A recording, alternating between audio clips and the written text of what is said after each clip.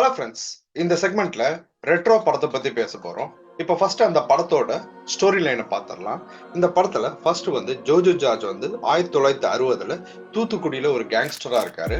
So அவரோட wife வந்து ஒரு ஒரு ஆர்ஃபன் பாயை தத்தெடுக்கிறாங்க.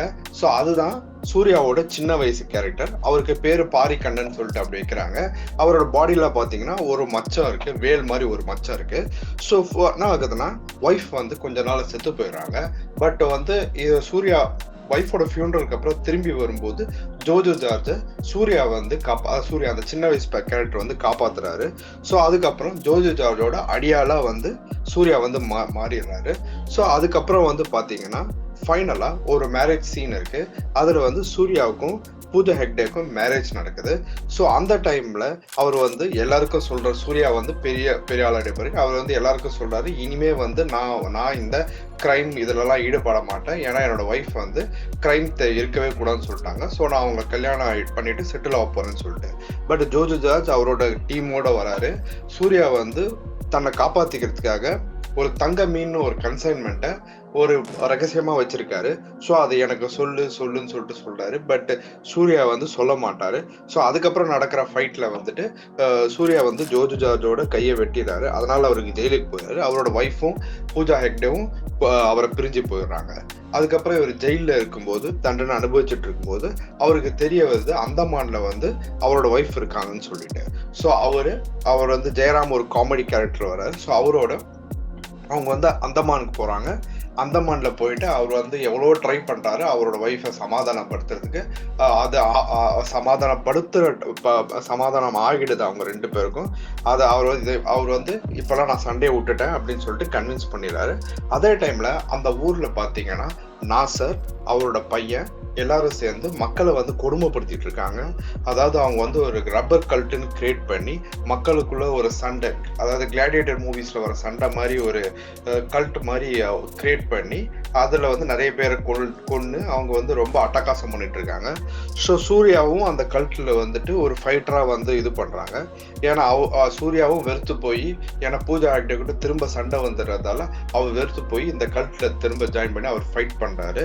அதுக்கப்புறம் பாத்தீங்கன்னா என்ன தெரிய வருதுன்னா சூர்யா வந்து அந்த கல்ட்ல ஸ்லேவா இருக்காங்களா அவங்களோட சன் தான் வந்துட்டு. ஸோ அவரு அந்த ஒரு இது சம்திங் ஃபிக்ஷனல், அதாவது வந்து ஒரு மித் இருக்கு. அதாவது அந்த சாமி அந்த ஊர் அவங்க ஸ்லேவ்ஸ் வணங்குற சாமி வந்து சொல்லியிருக்கும், யாரோட உடம்புல வேல் மச்சம் இருக்கோ அவன் தான் அவங்களை காப்பாற்றுவான்னு சொல்லிட்டு. ஸோ சூர்யாவுக்கு இதெல்லாம் தெரிய வந்து அவர் ஃபைனலா அந்த மக்களோட சேர்ந்து போராடி ஜெயிக்கிறாரா இல்லையா, அதான் வந்து end of the story. So இந்த படத்தோட பாசிட்டிவ்ஸை ஃபர்ஸ்ட் பார்ப்போம். வந்துட்டு எல்லாரும் நான் நிறைய பேர்கிட்ட கேட்ட போது படத்தோட ரிவ்யூ பத்தி கேட்கும்போது மோஸ்ட் ஆஃப் தம் சொன்னது வந்து சூர்யாவோட ஆக்டிங் ஃபென்டாஸ்டிக், சூர்யாவோட ஆக்டிங் இஸ் ஸ்ப்ளெண்டட், அவரோட பெர்ஃபார்மன்ஸ் இந்த படத்துல சூப்பரா இருந்திருக்கு. ஸோ அதை தான் சொல்லியிருக்காங்க எல்லாருமே வந்துட்டு. நெக்ஸ்ட் பாத்தீங்கன்னா வந்து சினிமாட்டோகிராஃபி, வெதர் நம்ம தமிழ்நாட்டில் இருக்கட்டும் அந்தமான்ல இருக்கட்டும், இந்த சினிமாட்டோகிராஃபி அந்த viewing experience is excellent, wonderful viewing experience and nice emotional and romance between Suriya and Pooja Hegde. They both are natural and excellent. இந்த ரொமான்ஸ் சீன்ஸ்லாம் சூப்பரா இருக்கு. அண்ட் ஜெயராம் வந்து இந்த படத்துல ஒரு அடிஷனல் பெனிஃபிட். இந்த படத்துல வந்து அவரோட ஹியூமர் சீன்ஸ் எல்லாமே வந்து ரொம்ப ரசிக்கும்படியா இருக்கு வந்துட்டு. அப்புறம் இந்த படத்தோட ஹைலைட்டு சந்தோஷ் நாராயணோட மியூசிக் தான். அந்த கனிமா சாங் ஃபுல் சிங்கிள் ஷாட்லயே எடுத்தது. அந்த சாங்லேயே ஃபுல் சிங்கிள் ஷாட்டா பாடம் வரும். ஸ்டார்டிங் மீட்டிங் நடக்கும் ஜோஜோ ஜார்ஜோட, அகைன் அவர் போய் டான்ஸ் ஆடுவாரு, திரும்ப போயிட்டு ஒரு ஃபைட் நடக்கும், திரும்ப வந்து டான்ஸ் ஆடுவாரு. ஸோ சந்தோஷ் நாராயணன் அந்த சாங்ல டான்ஸ் ஆடிப்பாரு. ஸோ சிங்கிள் ஷாட்ல அந்த ஒரு இன்ட்ரோ சீன் எடுத்தது எக்ஸலண்ட் ஐடியா. ஸோ சூப்பரா இருக்கு. ஃபைட் சீக்வன்ஸ் வந்து ஃபென்டாஸ்டிக்கா இருக்க படத்துல. முக்கியமா சொல்ல போறேன்னா அந்த மிட் ஆஃப் தி மூவி, அதாவது almost 1 hour before the movie ஒரு அதாவது சீல வந்து ஃபைட் பண்ணுவாங்க. அதுவும் வந்து க்ளோவிங் சீல ஃபைட் நடக்கும் வந்துட்டு. ஸோ சூர்யாவுக்கும் மற்றவங்களுக்கும் நடக்கும். ஸோ அது வந்து சூப்பர் பிக்சரைசேஷன் அப்படின்னு சொல்லிட்டு சொல்லலாம். ஸோ இதுதான் இந்த படத்தோட பாசிட்டிவ்ஸ்.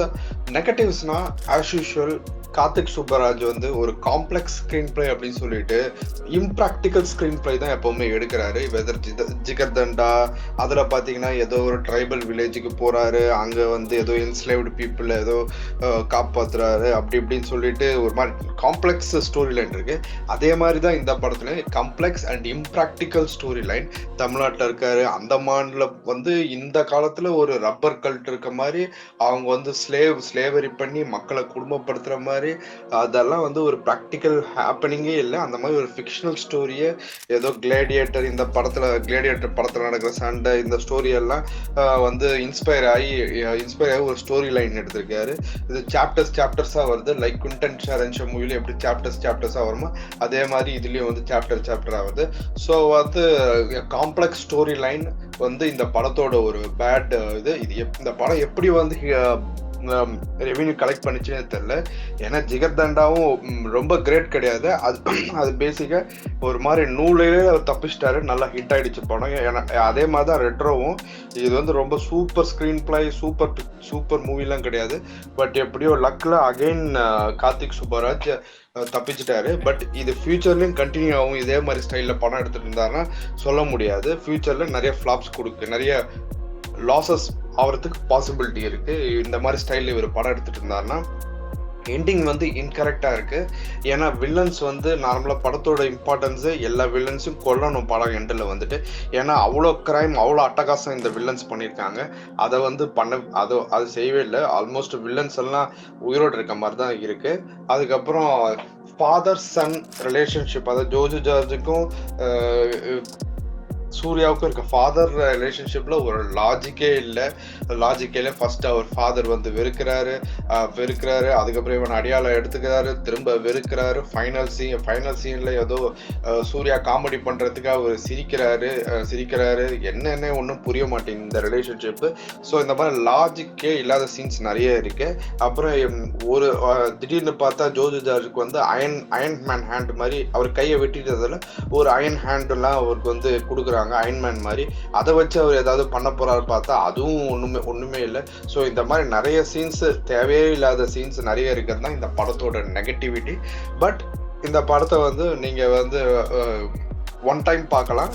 ஜஸ்ட் மைண்ட்லெஸ் என்டர்டெயின்மெண்ட் அப்படி நினைச்சுட்டு போயிட்டு இந்த படத்தை பார்க்கலாம். பாருங்க, இது ஓடிடில ரிலீஸ் ஆயிருக்கு. Just a mindless entertainment movie அப்படின்னு சொல்லிட்டு இந்த படத்தை நம்ம சொல்லலாம். தேங்க்யூ.